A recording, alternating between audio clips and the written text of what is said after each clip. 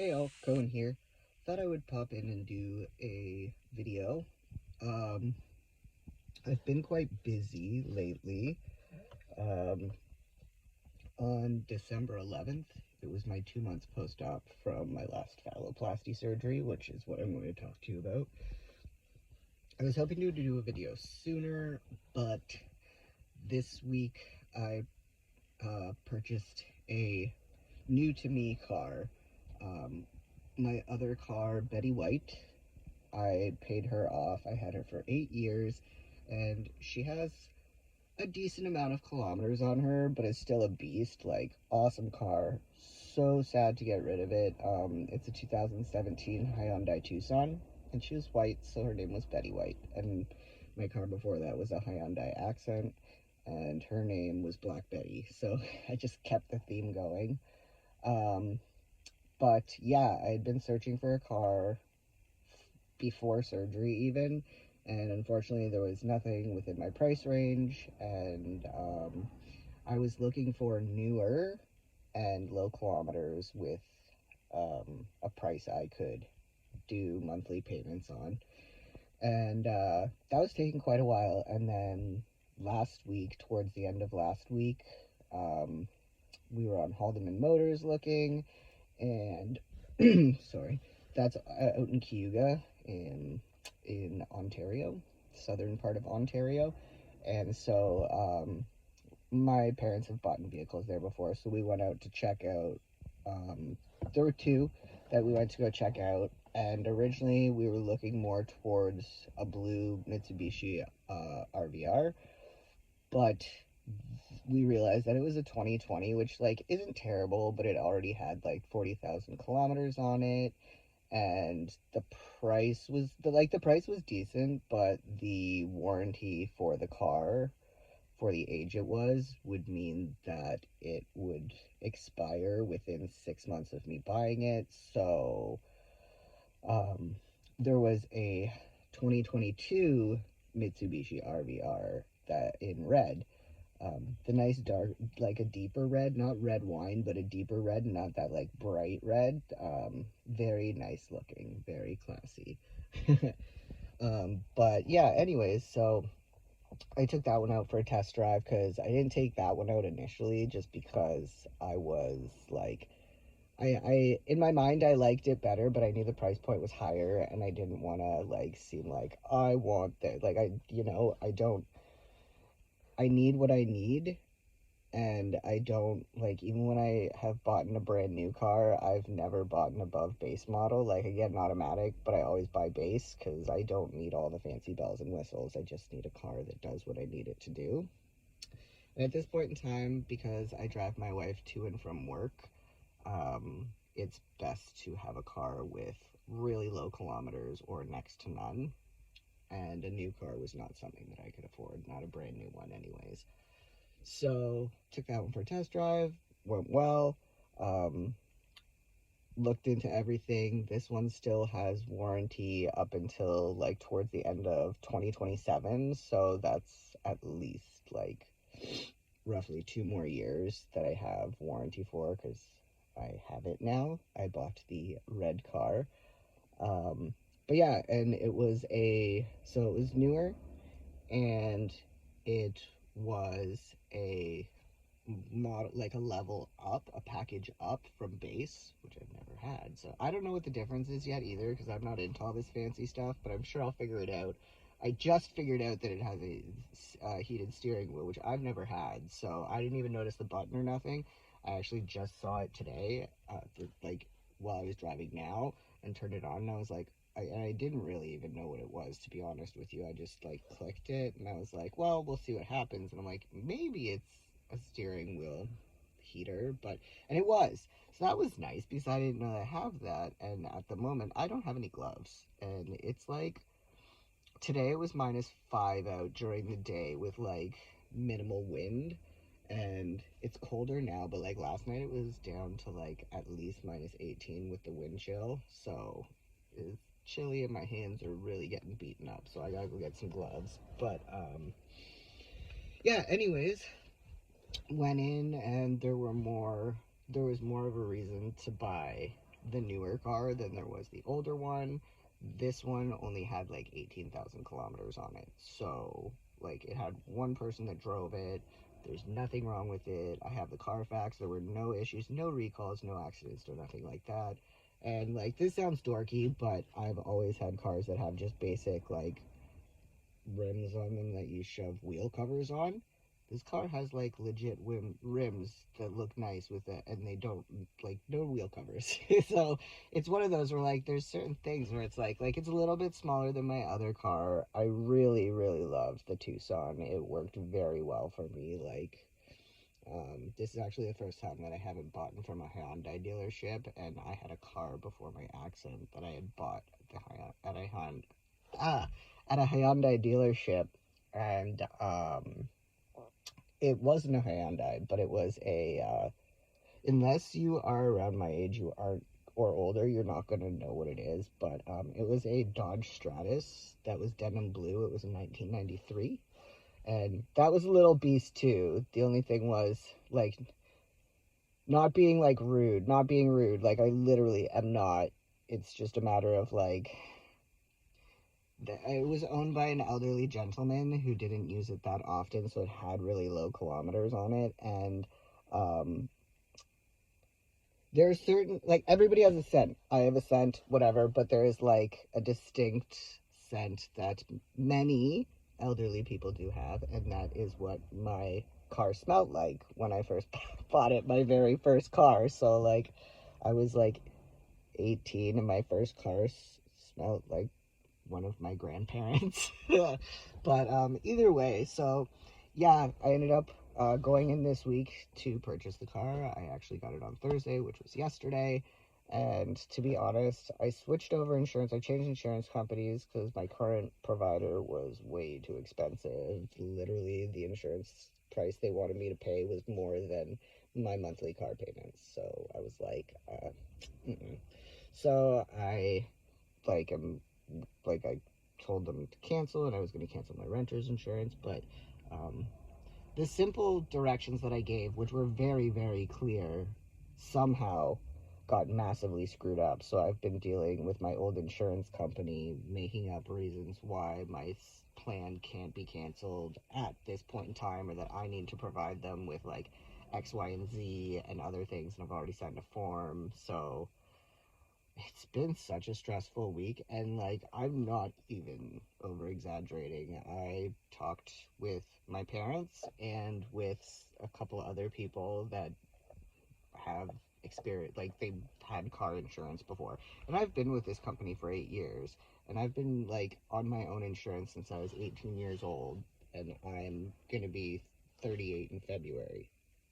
So, like, I like I've dealt with insurance companies for a long time, and this is the first time that I've ever dealt with like all the stuff. Like, if I got into all the details, this would be such a long video, but just pretty much the ending of like this scenario is that I literally had to send them an email today, and I sent them like a summary of my insurance that I have, because that's what they wanted in order to cancel. Um, which is ridiculous, but I was like, whatever, if that's what you want, I'll give it to you. And it's one of those things where in Canada, the Postal Service is on strike, so I have to go into the car dealership on Monday to get my like hard copy of the actual like full on ownership of my car. I have a copy in my car, and I also have all of my paperwork to do with purchasing the car, as well as my insurance, which I have a copy of um, in there as well. But I let my old insurance company know that, you know what, here is a summary. I already gave you my insurance permit, like my pink slip. I sent you a copy of that, and I'm now sending you this summary report of my insurance. So if this is not enough information, then that's not my fault, because it's you guys that couldn't follow the instructions and then did something where now the programming or your boss is telling you that, like, no, this can't be done. You can't stop me from canceling my insurance with you. That's just say that right now. So I said, I'm really unimpressed. I'm not happy with this, especially being a customer of yours for 8 years, and I've not had an issue until now, which, whatever. But at the end of the day, you're getting the paper, like you're getting another form of paperwork. I have nothing else that I am going to send you. And on Monday, I'm going to my bank to put a stop payment because I don't trust that the company or the programming is not going to try to take money out of my account. I've done everything that you have asked me to, and you still are coming up with excuses for why you are not canceling my insurance. So I am putting a stop payment on, and I am not sending you any more information. So that was what I've dealt with this week. So I didn't have a lot of time to do anything, and I also freelance write once a month for Hush LGBT magazine. So I also had to do that this week as well. My son's birthday is next week, and then Christmas is coming up too. So it's been a whirlwind, and I didn't have time to make a video about my wiener. Anyways, I'll update you all now. Um, Things have been okay. Unfortunately, I want to say, like, I can't remember specifically when, but I want to say towards the end of November, um, somehow I ended up getting a fistula. And I didn't have one after surgery, and I was peeing fine. I had no leaks and everything like that. Like, I had a tiny drip coming from, like, by where my scrotum was, but that, like, went away in 2 days. It was literally just, like, the skin was thin and, like, had to heal more. So, but literally, it healed very quickly. This time, where I have the fistula is where I had the fistula that was made so that I could pee, because I could not pee through my phallus because of the surgeries I had to have. If you go back, you can look into those videos because it would be a lot to go through and explain. But let's just say, from stage one, I was not able to stand to pee, and I had a surgery this, like, the most recent April that we just had, and that was to close up my phallus so that they recreated my urethra. And then I still had a fistula from that. And so where that was, it was all closed up this last surgery, and somehow I am thinking, because my body has always had such an issue with these dissolvable stitches, is that a stitch was knotted in that area, like tied off, and that maybe it went into my skin and it wasn't dissolving properly, and then it popped out, but it had made, like, obviously it didn't dissolve, so it made it like almost like a wound. And so, I'm dealing with that. It started to like, it was at a point where I thought it closed after a week, but then it just came right back, and honestly, that's devastating enough to deal with. I didn't want to talk to anybody about it. I didn't want to make a video about it at the time because I was just, like, so frustrated. And at the same time, like, my testicle on the right that I got put back in, it's been sitting high. It's not as bad as the other one was, knock on wood. I'm not having any, like, real pain issues with it. However, it is just sitting high, and sometimes it's just, like, it will irritate me towards the end of the day, but, like, it's not the end of the world. I just wish it would drop. It, like, I feel like it has slowly, but it's taking its sweet time. So, that was something that I really didn't expect to happen. And when I messaged Dr. Crane, because I had talked to the clinical staff and told them, and one of the things they had said about the testicle originally was try to milk it down into place. And so I'd been doing that, but then the fistula showed up, and I was worried that if I was doing that because of the testicles sitting so high, that it's close enough to where the fistula is, that maybe it would strain the skin and slow down or stop the fistula from healing. And I don't want to have a fistula that I have to go back and get fixed. I don't want a fistula in general, but yeah, so I was very like not digging the information and the advice that they were giving me, so I ended up actually emailing Dr. Crane directly, and he had gotten back to me within a minute roughly and had told me like, no, like stop like massaging or milking the testicle and like just let that fistula heal. I can always move that testicle down if it refuses to go, but like what I would like, just don't do that right now and just let the fistula heal. So it was one of those where like in my mind it was what I it just what they were what the clinical staff was telling me wasn't making sense. But and so I just wanted that second opinion, and I felt like deep down I knew I was right, so that's why I did contact Dr. Crane, and I really am glad I did because I don't want to do anything to prolong healing or ruin anything or make it so that I have to go back, because if the testicle is just going to take its time to kind of come down, then that means that I don't have to go back. And if it's not a huge issue or pain or anything, then that means that I don't necessarily have to go back. I can't afford to go back. I, I love Austin, I really do, but I honestly would like to experience Austin without having surgery because you can't do much. I went to a few restaurants and a couple stores that were on the main strip, but I literally Ubered everywhere and only walked as much as my body could take and what I was supposed to do. So, yeah, I'm hoping I don't have to go back, but you know, I have to see what happens. And because I'm not getting the erectile device, I've talked to everybody about that before. I did look into it more last year just to see if anything had changed that would change my opinion, and it didn't. So that's not something that I was looking to get.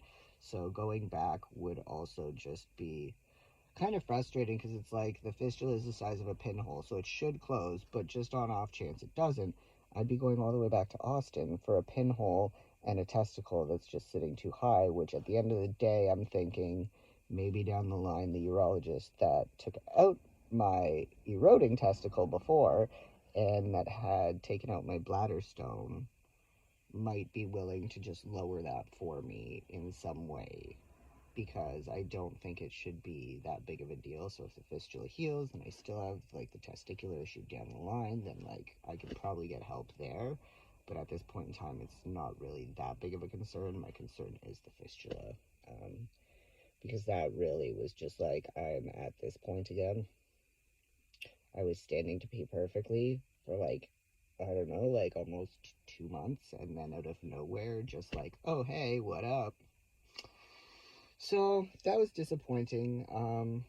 I know it's not like the end of the world. It's just a matter of when you've spent pretty much the majority of 3 years going through surgery so that you could stand to pee, and you didn't get to stand to pee till almost like the very last surgery properly, and then you only get like 2 months of that, and then you're back to like, oh, it's like it was before. Um, but what like the good thing is that Dr. Crane for me is very on top of things, and he's very, if I can just let him know exactly what is going on, he is like on the ball, and he doesn't ever make me feel like he's just gonna like toss me aside or that my feelings or opinions or experiences don't matter. He's been really good at that, and I think like, I respect that and I appreciate it. I've had many surgeries. I don't blame him. I'm not going to sit here and blame myself. I think things just, happen. And at the end of the day, coming back home, the health care that I have available to me isn't the best. And I have literally pretty much been my own doctor and the middleman.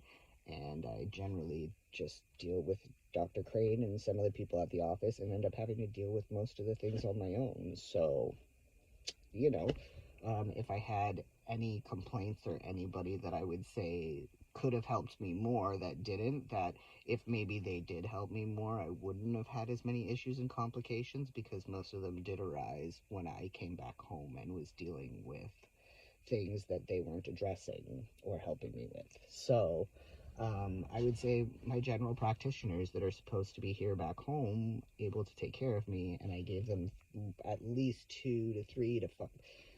I've I've been going through this for 3 years, and I was planning it for at least 5 years prior to that. So that's a total of 8 years that they would have known that like I'm on the track for all this, and they pretty much even refused to reach out to Dr. Crane, and Dr. Crane had to call them in order to talk about things and get my files sent over to them because they weren't willing to really get on the ball and do any of that. So, yeah, I just want to put that out there because, there are many areas of our healthcare, but at the end of the day, like, Dr. Crane has been good to me, and Dr. Safer was good to me. So, and like the Westlake medical team that was there, like everybody there was great, great, awesome experience. To be honest, Austin has been a far better experience than San Francisco was, which is a very weird thing to say, especially for like a person from the queer community, especially like a trans person going from a different country into the United States and going to Texas. It's, but Austin I found was um, very much so more friendly. I'm not going to say it's a super safe place because I'm not 100% sure, but the area that I was in and the people that I met and the places that I went to, I have no complaints about anything like that. I have more complaints about people, places, and things from San Francisco than I do from Austin. But, that was also my experience. However, I have talked to a lot of folks who have gone for surgery in Austin and have stayed in Austin, and they also have had some really good experiences. So I'm grateful for that.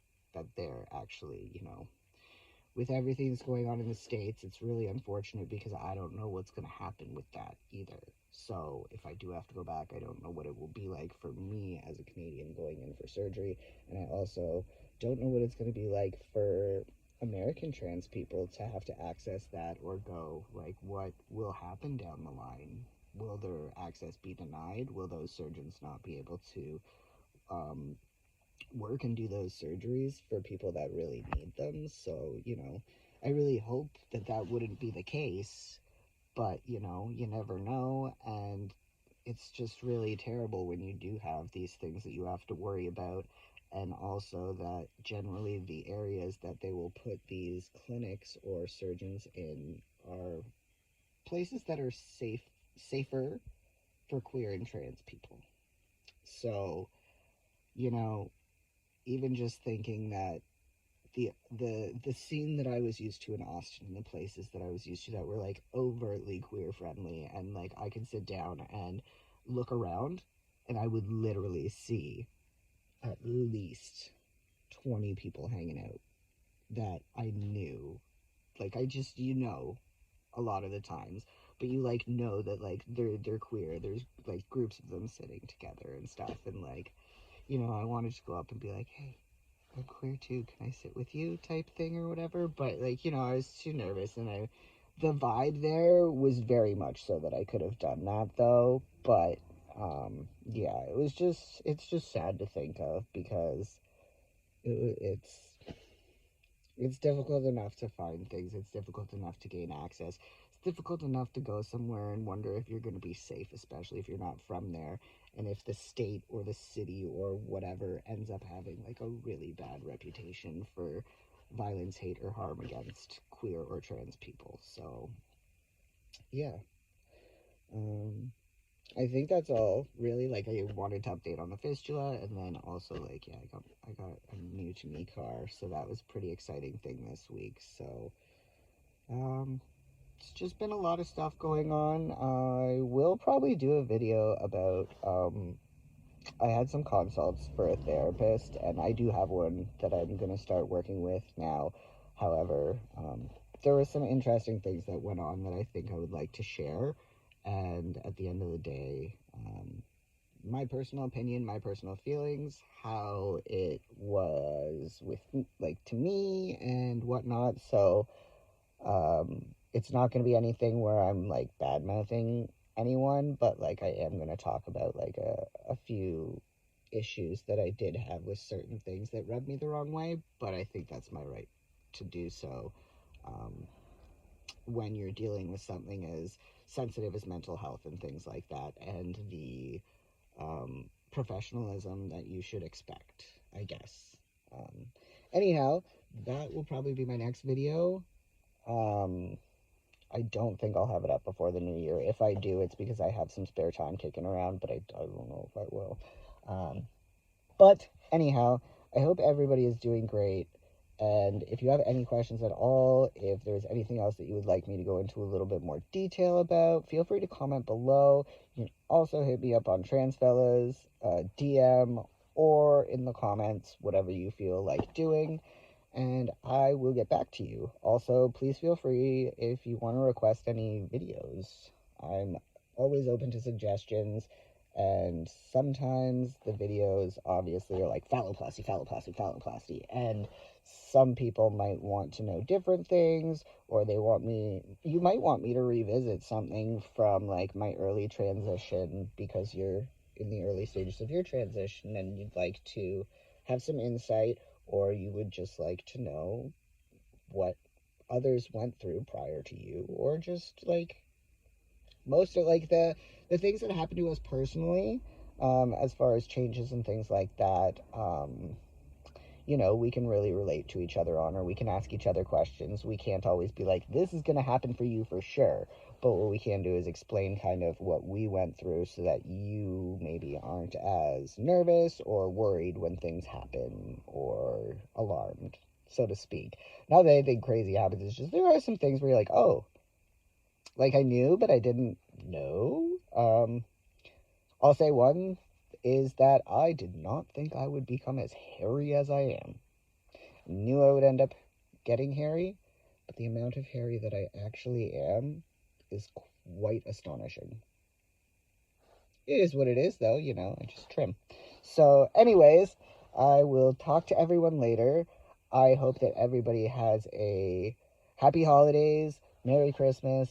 I'm not trying to be ignorant in any way, but I'm not going to go through all the ones. I know, I'd love to be politically correct, but I don't even know all the holidays. But I just would like to say that if anybody is celebrating any type of holiday this month carrying into January, if you've already had your holiday, I'm sorry I missed it, and I hope that it was wonderful, and I hope that everyone else I hope everyone's doing great, but I hope the rest of you have an amazing holidays as they come up, and that your new year is amazing. So, you all take care, and I will talk to you in my next video. Peace.